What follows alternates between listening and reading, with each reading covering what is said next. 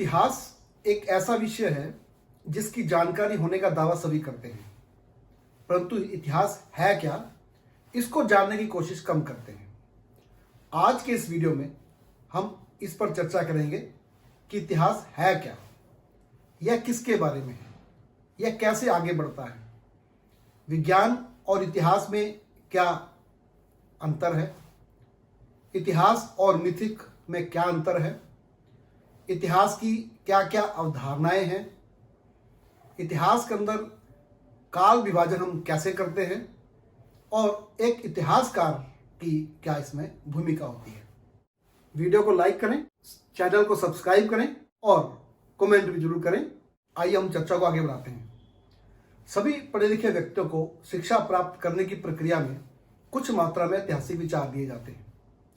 शिक्षा पद्धति द्वारा प्राप्त सारा ज्ञान एक syllabus, exam system, text books, teachers के आसपास रहता है। इससे विद्यार्थी को ऐतिहासिक सोच का जो अनुभव प्राप्त होता है वह सही होता है, सुपरफिशियल होता है, और जो वह ओपिनियन बनाता है उसका आधार मजबूत नहीं होता है, वह पाठ्य पुस्तक का मॉडल होता है। वह इससे जो प्राप्त जो वर्णन होता है उसको ही सच मानता है और वह उसकी आलोचना करने की या अपनी व्याख्या बनाने की क्षमता विकसित नहीं कर पाता है, नहीं रखता है। उसके पास अभी तक ऐतिहासिक सच को प्राप्त करने की अवधारणा नहीं होती है। उसमें ऐतिहासिक निर्भरता रहती है, ऐतिहासिक आजादी नहीं होती। जो वो टेक्स्ट बुक पढ़ता है उसमें इतिहासकार के वास्तविक विचार नहीं होते हैं। वह इतिहास को ज्ञान का सूत्र, फार्मूले की तरह समझता है, जिसमें जो है इतिहास एक डोगमा बन जाता है। वह उस पर प्रश्न खड़े नहीं कर पाता है, वह क्वेश्चन खड़े नहीं करता है। वह घटनाओं और उसके तिथि क्रम को ही इतिहास मान लेता है। अब इस स्थिति से बाहर निकलना जरूरी है।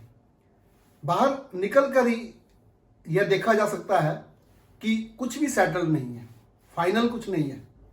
इसके लिए जरूरी है कि वह अपने विषय का अध्ययन करे ताकि वह डोगमेटिज्म से बाहर आ सके। इतिहास शब्द का जो अर्थ है ये दो शब्दों से मिलकर बना है, इतिहास। इसका मतलब होता है निश्चित रूप से ऐसा ही हुआ, लेकिन अंग्रेजी भाषा के अंदर इसे हिस्ट्री कहा जाता है। यह यूनानी भाषा के शब्द हिस्टोरिया से बना है, जिसका अर्थ होता है खोज, अनुसंधान, अन्वेषण या सूचना। यह मानव ज्ञान के दूसरे जो विषय हैं उससे अलग है। अगर हम देखें, इतिहास और हिस्ट्री दोनों जो शब्द हैं इनका मतलब अलग अलग है, परंतु आज हम इसका मतलब जो है एक ही लेते हैं। इतिहास मानव दिमाग की एक महत्वपूर्ण, सहज व आवश्यक गतिविधि है। यह तार्किक भाग है। यह हर किसी द्वारा हर समय प्रयोग में लाया जाता है। यह वर्तमान की भूतकाल व भविष्य के साथ विश्लेषण करने का एक अनिवार्य ढंग है। हर किसी के पास ऐतिहासिक विचार, समझ होती है, चाहे वह अपना निर्वाह किसी भी तरीके से कर रहा हो, रिक्शा चलाकर कर रहा हो, ईंटें बनाकर कर रहा हो, अध्यापक के रूप में हो, छात्र के रूप में हो, वो किसी भी रूप में हो, गाड़ी का चालक हो या मैच देखने वाला या कोई यात्री हो। इसका मतलब यह है कि सभी इतिहासकार हैं। साधारण व जो प्रचलित अर्थ है उसमें इतिहास जो है अतीत का ज्ञान है। अब इसे समझने के लिए हमें समझना होगा अतीत क्या है। अब जब अतीत यानी भूतकाल, बीता हुआ समय, तो ये समय का एक भाग है। जब समय को तीन भागों में बांटा हमने, तो भूतकाल, वर्तमान काल और भविष्य काल में हमने विभाजित किया। तो अब इसका मतलब है कि थोड़ा हम समय को समझिए। काल क्या है? समय वह जो चल रहा है और एक गति में चल रहा है।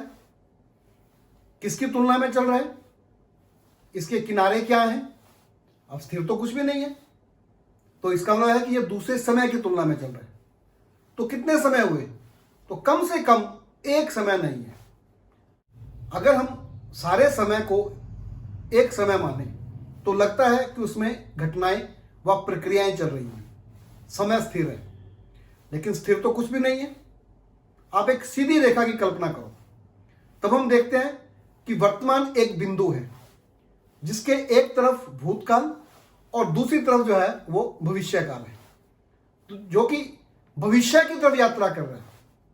भविष्य पहले क्या होगा, जो भविष्य काल है पहले वो वर्तमान काल बनेगा और फिर वो भूतकाल बन जाएगा और फिर वो अतीत का भूतकाल बन जाएगा।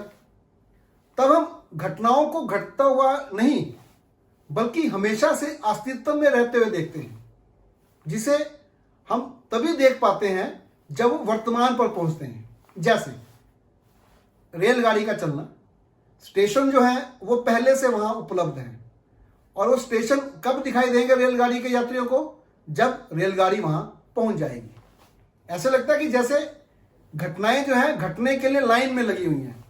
वास्तव में जो बिंदु है वो तो एक ही है, वह है वर्तमान जिसमें घटनाएं चल रही हैं। अगर कोई वास्तविक चीज है तो वो वर्तमान है।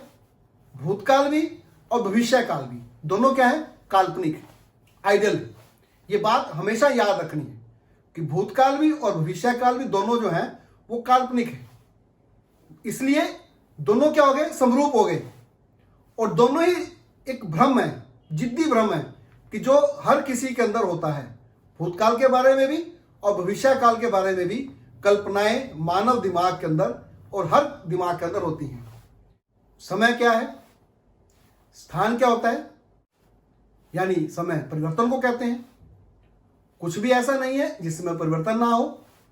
तो स्थान क्या हुआ, जिसमें परिवर्तन चल रहा है। अब समय के लिए स्थान का होना जरूरी है और स्थान के लिए समय का होना जरूरी है। दोनों एक दूसरे के बगैर नहीं होते हैं। तो हमारा जो समझने का बिंदु है इस वक्त वो ये है कि इतिहास में समय और स्थान क्या होता है। हम प्राकृतिक घटना को आपदा कब बोलते हैं? घटनाएं तो प्रकृति में होती रहती हैं। जैसे ये कोरोना वायरस जो है ये प्रकृति में पहले से है। थोड़ा और सोचो, जंगल जो है उनको खेत में किसने बदला? अगर परिवर्तन मानव समाज को प्रभावित ना करे तो वह इतिहास की प्रकृति में नहीं आते। अब आप कोरोना को ही देखें, अब वो इतिहास का हिस्सा है, प्रकृति में वो पहले से है। कोई भी घटना जब इतिहास की परिधि में शामिल होती है तो वो मानव जीवन और समाज को प्रभावित कर रही होती है। अब समय को वापस नहीं लाया जा सकता, समय व स्थान बदल जाता है। प्रश्न फिर वही, इतिहास में हम समय व स्थान किसे कहते हैं? अब समय परिवर्तन को कहते हैं तो इतिहास में यह परिवर्तन कहाँ है? मानव समाज में परिवर्तन से संबंधित है। जब हम मानव समाज में समय की बात करेंगे तो मानव समाज में परिवर्तन से संबंधित है ये। तो मानव समाज में परिवर्तन का जो अध्ययन है वही इतिहास है, वह ही इतिहास का समय व स्थान है। और ये एक जैसा नहीं होता है। समय व स्थान जो है इसमें भिन्नता होती है, इसमें निरंतरता होती है, यह बदलता रहता है। अब हम बात भूतकाल की हो रही है तो इसका अस्तित्व कहाँ है, यानी भूतकाल और अतीत। अगर इसको हमें ढूंढना हो तो कहाँ ढूंढे, ये कहाँ रहता है, कहाँ मिलेगा? अब भूतकाल कोई ऐसी चीज तो है नहीं जो अस्तित्व में हो, या तो घटित हो चुका है, ये घटना बंद हो चुका है, वास्तविक नहीं आज। तो ये कहाँ मिलेगा? ये मानव दिमाग के अंदर यादाश्त या ऐतिहासिक विचारों के रूप में अस्तित्व में रहता है। इसका स्थान जो है वो मानव दिमाग है। अब इसलिए यह वर्तमान में ही होता है। वह दिमाग में तो है परंतु वास्तव में नहीं है। अब मानव दिमाग का यह एक स्वाभाविक सहज गुण है याद रखना, अनुभव इकट्ठा करना, और उसी के अनुसार जो है मानव अपना व्यवहार करता है। भूतकाल जो है वो पूर्ण रूप से ना तो ऐतिहासिक ज्ञान के रूप में ना यादाश्त के रूप में अस्तित्व में होता है। अब आप इस बात को सोचें, यादाश्त किसकी रहती है? जो हमारे सामने घटित हुई हो वही याद रहता है, जिसने अपनी छाप छोड़ी हो, दूसरे नहीं। अब इतिहास व यादाश्त में साझा यह है कि दोनों ही भूतकाल से संबंधित है और दोनों में अंतर है। अंतर यह है कि जो यादाश्त होती है वो आत्मनिष्ठ होती है, व्यक्ति की होती है, सब्जेक्टिव होती है, और अभी की होती है, उस व्यक्ति के जीवन से संबंधित होती है, उसकी निजी रुचियों और विचारों पर आधारित होती है, वह व्यक्ति के जीवन और अनुभव की परिधि से बाहर नहीं होती है। और जो इतिहास है वो वस्तुनिष्ठ होता है, तथ्यों पर आधारित होता है, ऑब्जेक्टिव होता है, वो मध्यस्थता करने वाला होता है तथ्यों और व्यक्ति के बीच में। इसका मेरे या व्यक्ति के अतीत से संबंध नहीं होता है, यह व्यक्तिगत नहीं होता है। अब याद रखने का कोई कारण या आधार नहीं होता, जबकि ज्ञान का आधार होता है। अगर इतिहास को चुनौती दी जाती है, अगर उसको यह चुनौती दी जाए कि हम इसे क्यों माने, तो इसके लिए तर्कपूर्ण और अस्तित्वपूर्ण उत्तर होने चाहिए। मानव एक ऐसा प्राणी है जिसके पास दूसरों के अनुभव से सीखने की फैकल्टी भी होती है, क्योंकि वह रैशनल होता है। अब जो तर्क है यह भी एक प्रकार का अनुभव होता है। अब देखी गई घटना वास्तव में क्या थी, उसकी हमारे दिमाग में क्या तस्वीर है, और किसी को बताते समय उसकी क्या व्याख्या है। ये तीन चीजें हैं। घटना वास्तव में क्या है, दिमाग में क्या तस्वीर है, बताते समय क्या व्याख्या है। ये तीनों अलग अलग चीजें हैं। तीनों फोटो प्रति नहीं है, इनको वेरीफाई नहीं किया जा सकता। ये दिमाग के लिए वैलिड है, जिसके पास है, जिसके दिमाग में याददाश्त के रूप में होती है। इतिहास जो है वो ज्ञान की शाखा है। अब ज्ञान के लिए दो चीजों को होना जरूरी है, एक दिमाग और दूसरा वस्तु। दिमाग और प्रकृति। और मानव दिमाग की यह विशेषता है, वह जो कुछ भी देखता है उसका ओपिनियन बनाता है, उसके प्रति विचार बनाता है, और बिना सोच के मानव नहीं होता है, बिना सोच के मानव नहीं देखता है। मतलब ये सोचने के लिए भी सोच होनी चाहिए और देखने के लिए भी सोच होनी चाहिए। उसी के अनुसार वह कल्पना करता है, अनुमान लगाता है। उसमें प्रकृति की वस्तुएं व ओपिनियन रहते हैं। अब अगर हम दिमाग की बात करें तो दिमाग क्या चीज है, प्राकृतिक दुनिया और व्यक्ति के विचार। अगर हम इन दोनों को जोड़ेंगे तो दिमाग होता है। दिमाग से बाहर जो कुछ भी है सारा कुछ प्राकृतिक है, सब कुछ नेचर है। जो मानव है वो प्राकृतिक संसाधनों का उद्देश्यपूर्वक दोहन करता है। अब जो तर्क के पैटर्न है वो भी प्रकृति से उठाए जाते हैं, ज्ञान के सिद्धांत, और उसके साथ मानव की जो आउटलुक है वो भी बदल जाती है। जैसे सूर्य के बारे में विचार। अब सूर्य जो है हम उसको देखते हैं तो हम उसको एक सोच के साथ देखते हैं। अब यही सोच जो है अवधारणा का रूप धारण करती है।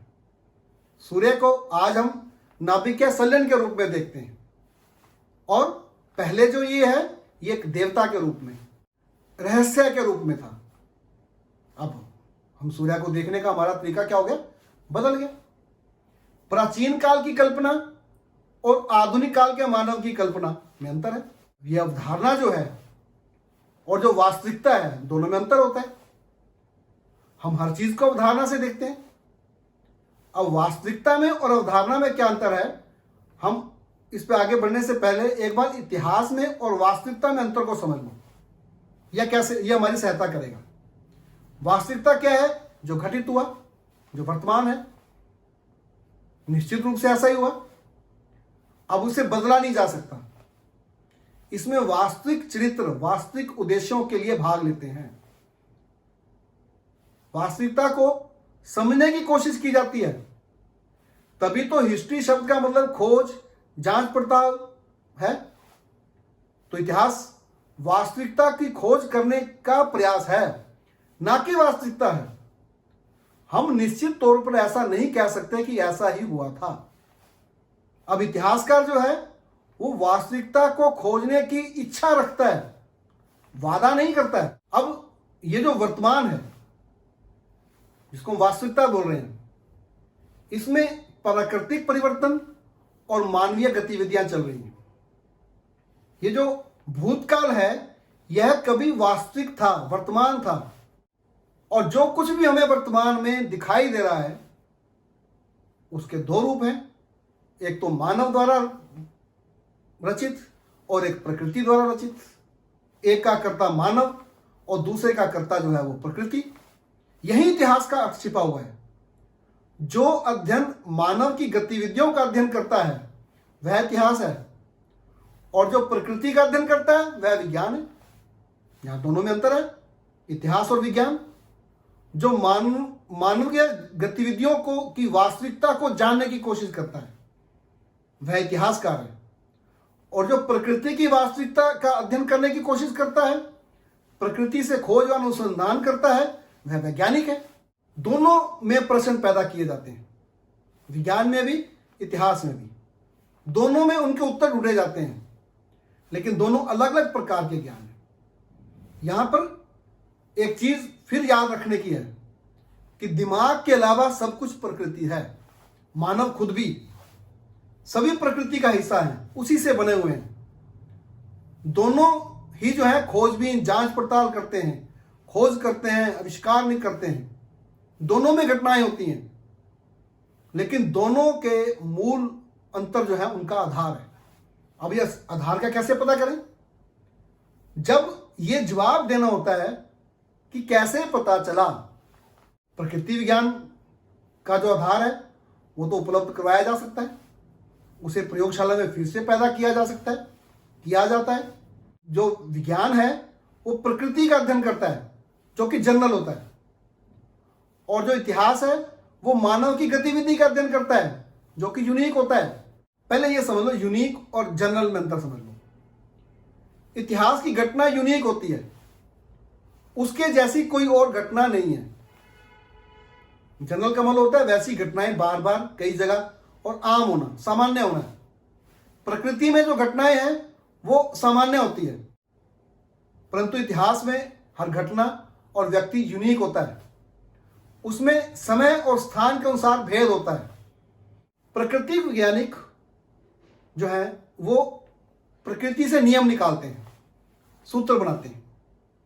पिछले 300 वर्षों से प्रकृति में से अनेकों नियम निकाले गए कि जैसे जैसे नियम निकलते गए, प्रकृति की योजना बनाने में जो देविया भूमिका थी वो कम होती गई, और प्रकृति की योजना में इन नियमों ने स्थान ले लिया। पहले यह था कि जो कुछ भी हमारे चारों ओर चल रहा है वो देविया शक्ति का परिणाम है, उसकी इच्छा है, जिसको मिथक बोलते हैं। मिथक जो है वो भी विचारों का एक प्रकार है, जिसे कोई आधुनिक इतिहासकार जो है इतिहास नहीं कहता है, ना ही कहेगा, क्योंकि ये विज्ञान के गुणों के बगैर होता है। और जो ज्ञान की शाखा के लिए जरूरी है प्रश्नों का यह उत्तर नहीं है। अगर हम मिथकों के तरीकों को और पद्धतियों के दृष्टिकोण को देखें तो ना तो यह इतिहास है और ना ही यह क्या है, विज्ञान है। इसमें प्रमाणों का कोई मूल्य नहीं है, ना ही इसमें कोई व्याख्या है। इसमें मानव और प्रकृति की घटनाओं का वर्णन नहीं है, भगवान और देवीय शक्तियों की गतिविधियों की चर्चा होती है। अब जो देवीय शक्ति का दिमाग है या उसकी जो योजना है वो मानव और प्रकृति के कार्यों में दिखाई देती है। यानी मानव और प्रकृति जो भी कार्य गतिविधियां करते हैं वो किसकी वजह से होती है, वो देवीय शक्ति की इच्छा से होती है। अब इसका जो उद्देश्य है वो मानव नहीं है, यहां भगवान की मर्जी चलती है, सभी कुछ उसकी मर्जी से चल रहा है। इसमें मानव के बारे में ज्ञान नहीं है, बल्कि मानव का देवीय शक्ति के बारे में ज्ञान है। इतिहास में नायक या जो गतिविधियां हैं उसका कर्ता मानव होता है, जबकि मिथकों में कोई देवीय शक्ति होती है। जो मिथकों के नायक होते हैं पौराणिक नायक होते हैं, वैसी कहानियां होती हैं। यह मानव या प्रकृति घटनाओं से संबंधित नहीं है। इसमें मानव व प्रकृति देवीय इच्छा है, ये उसी का परिणाम है। मानव व प्रकृति दोनों कहानी से बाहर होते हैं, उनके स्थान पर देवीय शक्ति होती है। इसमें सृष्टि का आरंभ और अंत देवीय योजना का हिस्सा है। ये सारा कुछ जो है वो देवी की ही योजना है, इसको खत्म करना भी उसी की योजना का हिस्सा है। जिसके लिए क़यामत का दिन, प्रलय, डे ऑफ डूम, ये एक आवश्यक रचना है। चमत्कार इसका एक अनिवार्य हिस्सा है। देवीय शक्तियां खुश होती हैं, नाराज होती हैं, वो उसी के अनुसार काम करती हैं, चमत्कार करती हैं। ऐसे जो चमत्कार है वो प्राकृतिक नियमों को तोड़ता है और प्राकृतिक नियमों ने चमत्कारों को कमजोर किया। उस समय का बौद्धिक वातावरण जो है वो वैसा ही होगा, इसलिए उसको समझना जरूरी है। जब हम ऐतिहासिक तथ्यों से बाहर निकलकर मिथकों व अलौकिक शक्तियों पर निर्भर हो जाते हैं और पौराणिक या अलौकिक नायकों की कहानियों को शामिल कर लेते हैं, तो इतिहास जो है वो धर्मशास्त्रीय साहित्य में बदल जाता है। इतिहास में मानववाद के आने से देविया योजना का अंत हुआ है। इतिहासकार के लिए मानवीय दृष्टिकोण आवश्यक है, यही उसके लिए अंतिम है। उसे मानव और उसकी गतिविधियों की जानकारी प्राप्त करनी है। मिथक मानव के पूजा पद्धतियों में, रीति रिवाजों में जिंदा रहते हैं या मानव की गतिविधियों में हैं, परंतु जो मानव के जीवन की जरूरी दिशाएं हैं जो उसको प्रकृति से प्राप्त हो रही हैं, ये उसका निर्माण नहीं करते हैं। इतिहास का उद्देश्य है मानव के दिमाग, उसके विचारों का अध्ययन करना है, जो मानव की गतिविधियों को नियंत्रित करते हैं।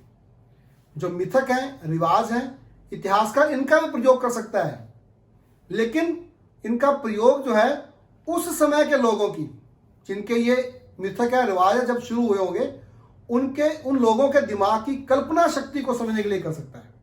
इतिहासकार अपनी समस्याओं का निवारण कैसे करे? वो इतिहासकार बनकर करे या धर्मशास्त्री बनकर?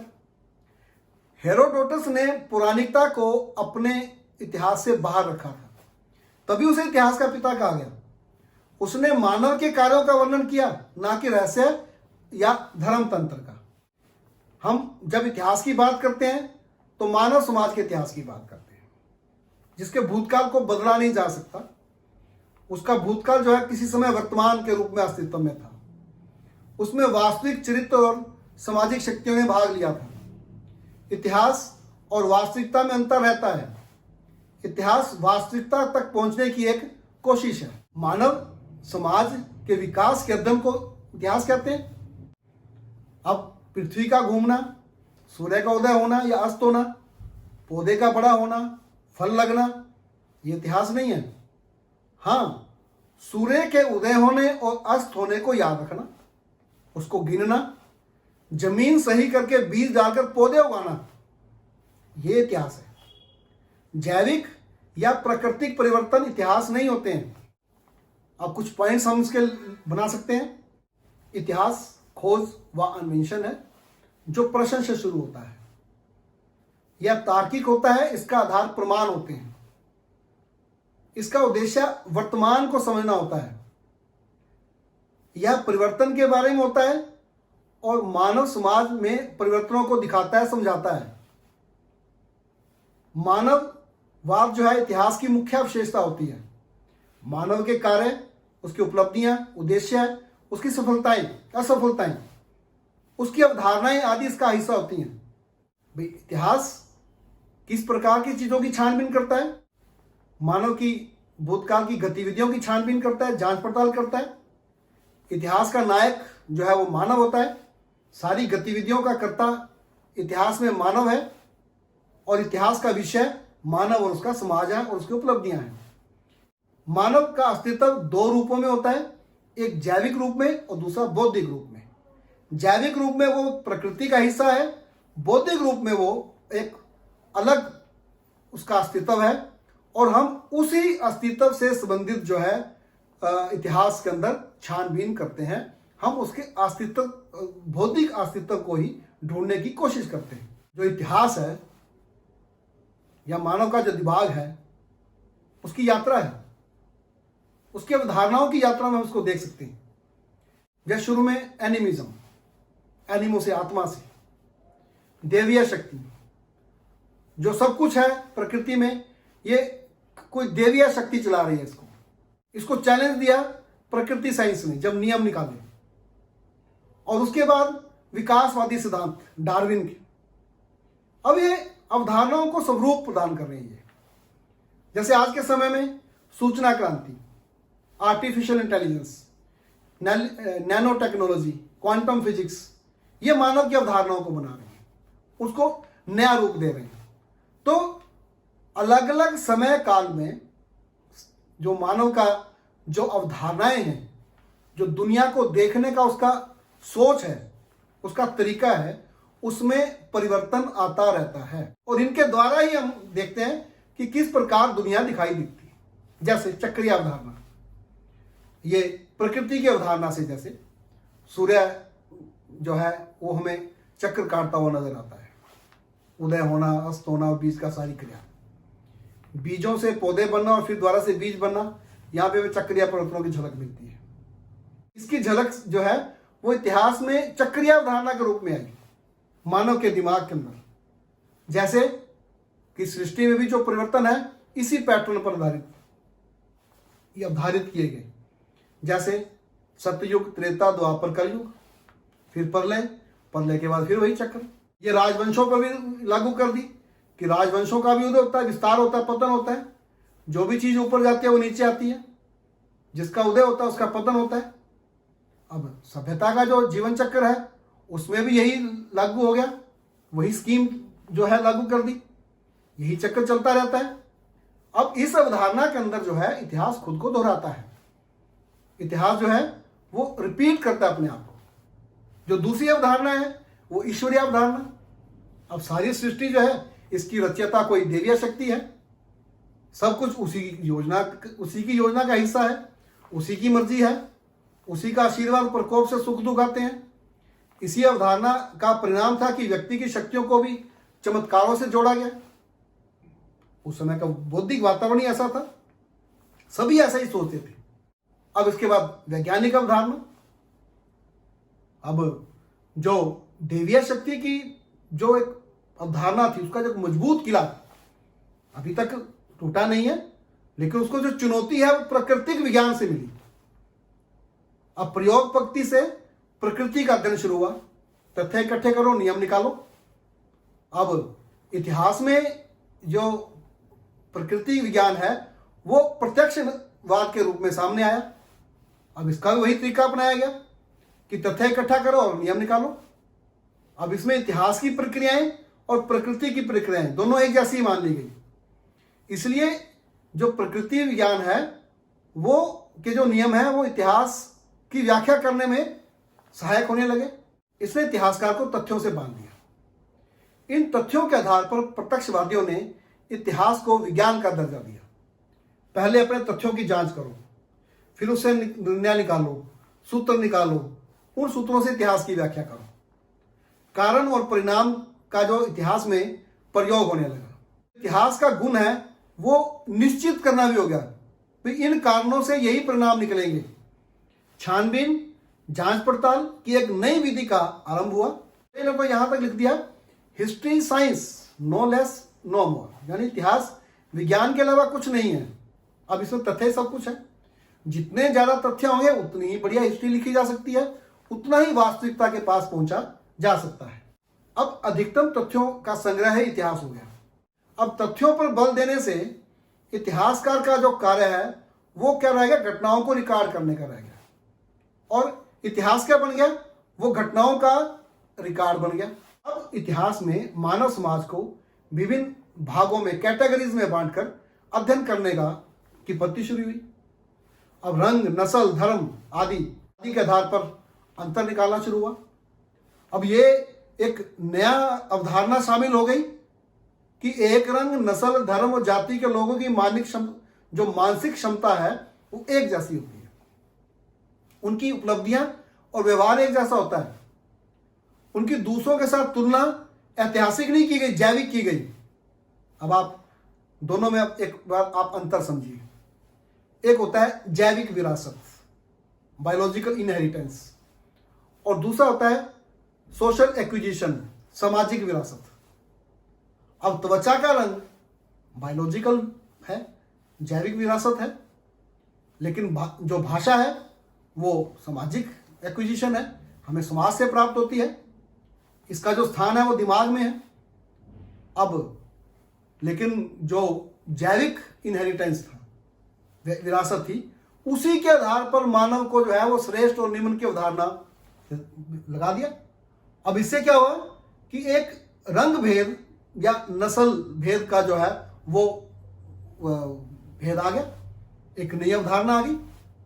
वो ये बात भूल गए कि मानव जो है अपनी परिस्थितियों का चुनाव नहीं कर सकता है, वो अपने जन्म स्थान और काल को निर्धारित नहीं कर सकता है। अब इससे क्या हुआ, एक ही रंग धर्म की श्रेणी मानकर इतिहास का अध्ययन शुरू हुआ। अब यूरोपियन जो है वो नस्ल में अपने आप को श्रेष्ठ और अन्य को हीन समझने लगे। अब हमने देखा है कि रंग और नस्ल जो है का जो भेद है वो प्राकृतिक होता है, ऐतिहासिक नहीं होता है। रंग और नस्ल उसके प्राकृतिक व सामाजिक अस्तित्व में कोई भूमिका नहीं निभाती है। सामाजिक शक्तियां जो है वो मानव के जीवन में भूमिका निभाती है, यह मानव समाज को स्वरूप प्रदान करती है। कोई समाज किस तरह के उत्पादन के साधन अपनाता है, यह उसका ऐतिहासिक विकास है, जिससे ऐतिहासिक भेद हो सकता है। इतिहासकार का काम सामाजिक शक्तियों का अध्ययन करना है, ना कि प्राकृतिक शक्तियों का। सामाजिक शक्तियों के ऐतिहासिक विकास का अध्ययन करना है। ऐतिहासिक विकास में रंग नस्ल धर्म का भेद नहीं होता है। अब यह माना गया कि जो हर नस्ल और धर्म के जो विचार हैं वो निश्चित और एक जैसे हैं। अब इससे नस्लीय सिद्धांत, सांप्रदायिक सिद्धांत, क्षेत्रीय सिद्धांत उभरे। इसी आधार पर विभिन्न सभ्यताओं में भी अंतर देखा गया। अब इन सभ्यताओं में जो अंतर है उसका आधार ऐतिहासिक ना रखा गया। वहां की जो सामाजिक संस्थाएं हैं, राजनीतिक संस्थाएं हैं, उनको भी यही रूप दिया गया। अब जो राजनीतिक संघर्ष, आर्थिक संघर्ष के मुद्दे थे या जो समस्याएं थी, उनको नस्ल धर्म क्षेत्र से जोड़कर पेश किया गया तथा सभ्यताओं में संघर्ष, धर्मों में संघर्ष, जातियों में संघर्ष, नस्लों में संघर्ष, वर्गों में संघर्ष आदि रूप में अवधारणाएं सामने आने लगी। अब इसी दौरान जो है एक और चीज आई। इस दौरान जो है जीवनियां लिखी गई। जीवनी ही इतिहास है, तो इतिहास क्या हो गया, जीवनियों का इतिहास हो गया। अब जीवनी लिखी जाती है तो व्यक्तिगत समस्याएं और व्यवहार जो है वो ऐतिहासिक समस्या बन जाता है। अब जो महान लोगों में जो चमत्कारिक जो गुण हैं वो भी शामिल कर दिए गए, उनके साथ चमत्कारिक शक्तियां जोड़ दी गई। अब अगर कभी जीवनी पढ़नी हो किसी व्यक्ति की तो आप उसको साहित्य पर मानकर पढ़िए, ना कि इतिहास का हिस्सा मानकर। क्योंकि जो जीवनी का लेखक है ना, वो उसको नायक के रूप में पेश करता है।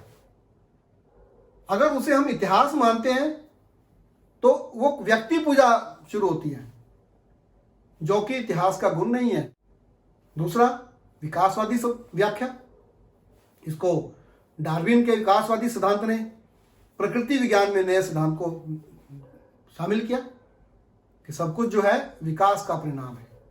ये जो जीव जगत है ये विकास के परिणाम से आए हैं और अभी भी इनमें विकास हो रहा है।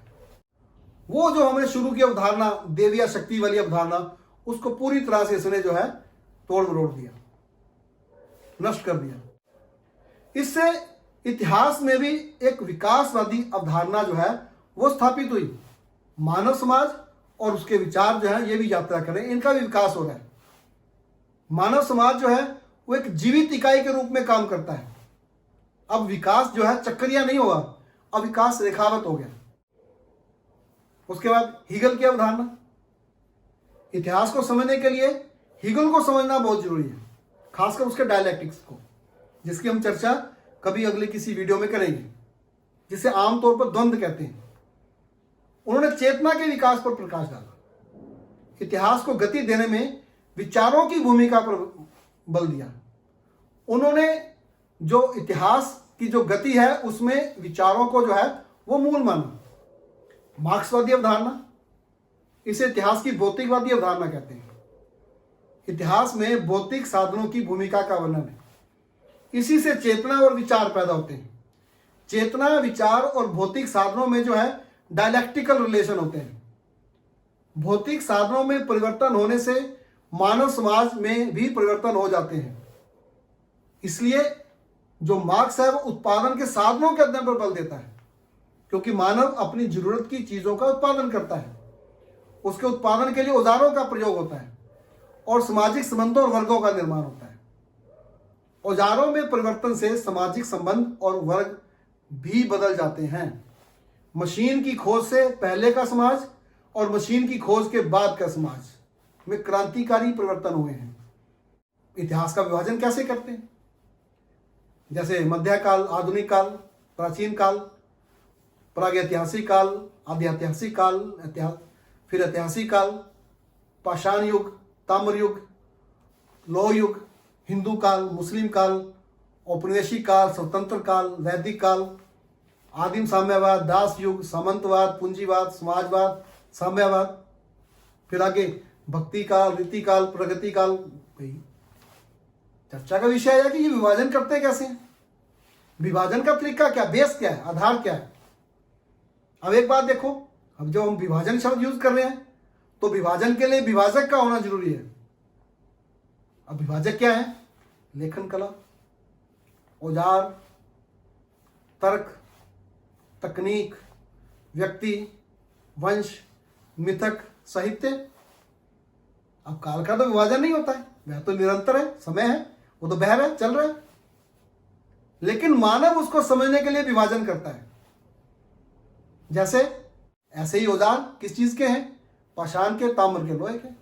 औजार अगर लोहे के हैं तो लोह युग, तांबे का तो ताम्र युग। अब उससे पहले मिथकों में जैसे मिलता है सतयुग, त्रेता, द्वापर, कलयुग। जैसे लेखन कला, जब लेखन कला नहीं थी तो प्रागैतिहासिक काल, और जब लेखन कला आगे लेकर हम उसको पढ़ नहीं पाए उस लेखन को तो अर्धऐतिहासिक काल, और जब लेखन कला को हम पढ़ लेते हैं तो वो ऐतिहासिक काल। उत्पादन, अगर खेती शुरू हो गई तो कृषि युग, उद्योग तो औद्योगिक युग, अब मोबाइल आ गए, इंटरनेट आ गया तो सूचना का युग। धर्म के आधार पर शासक कौन से धर्म का है उसके अनुसार काल। वर्गों पर आधारित दास युग, सामंतवाद, पूंजीवाद। लिटरेचर पर आधारित वैदिक युग, उत्तर वैदिक युग।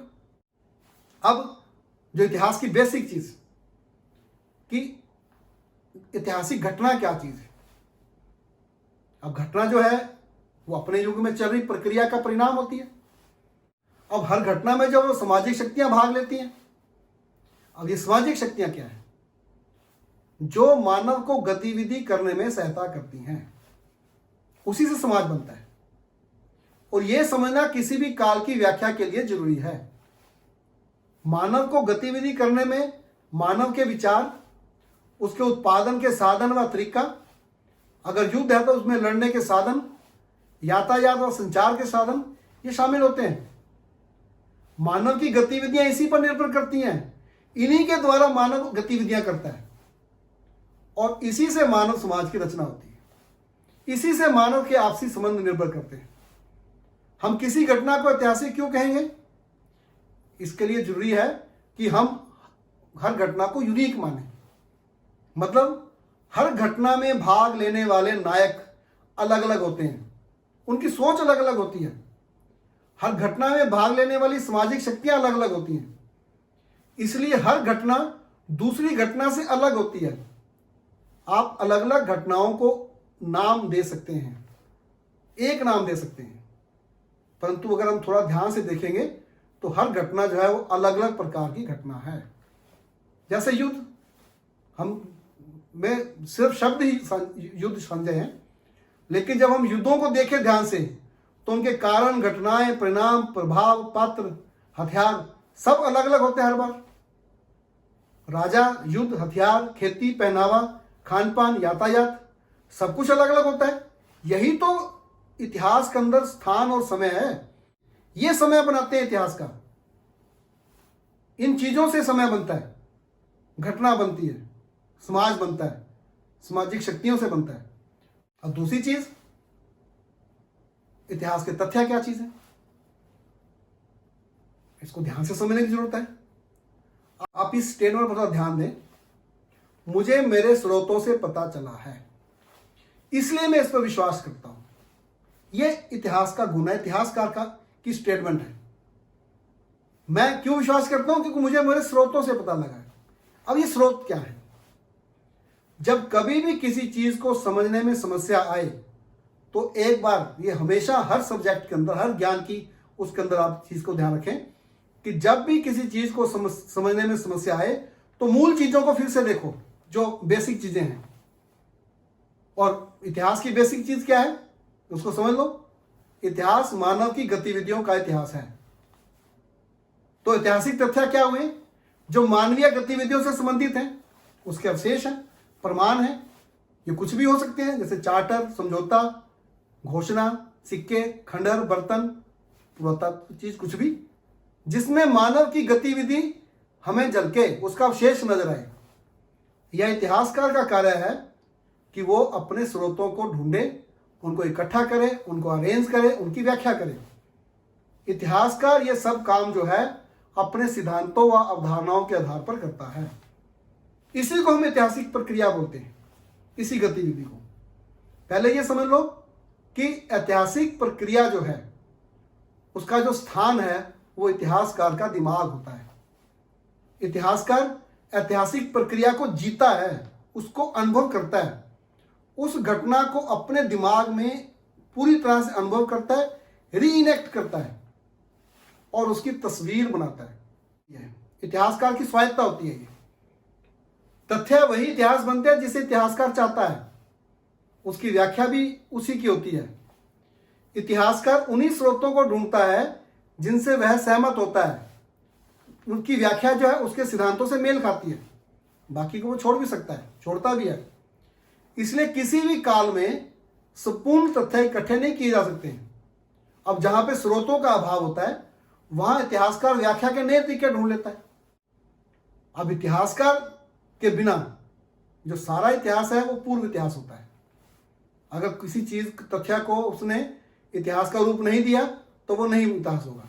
जो इतिहास है उसको सिर्फ कौन वेरीफाई कर सकता है? वो सिर्फ इतिहासकार उसको वेरीफाई कर सकता है, यह उसी के लिए वैलिड है। उसके दिमाग में बनी तस्वीर को कहीं भी वेरीफाई नहीं किया जा सकता, क्योंकि वो भूतकाल की बातें हैं और जो उसने अपने दिमाग के अंदर उनको जिया है। इसीलिए तो कहा जाता है इतिहास जो है एक सहज व स्वायत्त यानी ऑटोनोमस ज्ञान है। इतिहासकार के विचार और सिद्धांत जो है उसकी व्याख्या में भूमिका निभाते हैं। इतिहासकार जो है अपने ही अनुभव वाला व्यक्ति है, जिसे अपने समाज से अनुभव प्राप्त होते हैं। वह इस अनुभव द्वारा तथ्यों की व्याख्या करता है। उसमें भूतकाल जो कभी वर्तमान था की तस्वीर वर्तमान दिमाग द्वारा बनाता है। E.H. कार के अनुसार इतिहास जो है वो इतिहासकार और उसके तथ्यों की क्रिया प्रतिक्रिया की अनवरत प्रक्रिया है। यानी अतीत और वर्तमान के बीच जो है वो अंतहीन संवाद है। वह अपने तथ्यों की जो व्याख्या है वो इस प्रकार करता है कि जैसे वह व्याख्या नहीं कर रहा है बल्कि उसके स्रोत खुद बोल रहे हैं। वह अपने विचारों की व्यवस्था इस प्रकार करता है कि जैसे उसका मतलब जो है स्रोतों पर ही लिखा है। इतिहासकार का तो काम सिर्फ समझाना है, सिर्फ उसकी पहचान कर व्याख्या करनी है। अब इसलिए कहा जाता है जो इतिहासकार है वो पक्षपाती होता है। इतिहासकार उन्हीं स्रोतों को ढूंढता है जिनसे वो सहमत होता है। इसलिए किसी भी काल के जो संपूर्ण तथ्य जो हैं कभी इकट्ठे नहीं हो सकते। अब जो इतिहास की घटनाएं हैं वो इतिहासकार के सामने रिव्यू के लिए नहीं है। जब इतिहासकार उनके बारे में सोचना शुरू करता है तब तक वो घट चुकी होती हैं। उसे उस काल की स्थितियों की तस्वीर बनानी है। वह अपने दिमाग में उसको रचित करता है। उस समय की सामाजिक शक्तियां कैसी थी, उस समय का समाज कैसा था, उस समय के मानव के जीवन की परिस्थितियां कैसी थी, वो उन सबको अपने दिमाग में अनुभव करता है। इसी को ही ऐतिहासिक ज्ञान बोलते हैं। अब जो ऐतिहासिक प्रक्रियाएं हैं वो लगातार मॉडिफाई होती हैं, उनमें प्रगति होती है, उनमें विकास चलता रहता है, प्रक्रिया चलती रहती है। स्रोतों को इकट्ठा करना और व्याख्या करने का कार्य लगातार चलता रहता है। इसलिए जो कुछ भी वर्णन इस समय होता है वह अंतरिम होता है, फाइनल नहीं होता है। अंतिम और पूर्ण सच्चाई प्राप्त नहीं हो सकती है। मानव का बढ़ता हुआ ज्ञान उसके विश्लेषण और अवलोकन के तरीकों, पद्धतियों, सिद्धांतों और उसके उद्देश्यों में परिवर्तन करता रहता है और उसकी उद्देश्य पर जो गतिविधियां हैं वो भी बदलती रहती हैं। इसलिए इतिहास जो है वो बार बार लिखा जाता है और इतिहासकार उसको जो है नए नए रूपों में अपने समय के अनुसार उनको लिखता रहता है। तो ये था इतिहास क्या है उसका एक परिचय। अगर आपको वीडियो पसंद आई है तो उसको लाइक करें और कमेंट भी जरूर लिखें। धन्यवाद।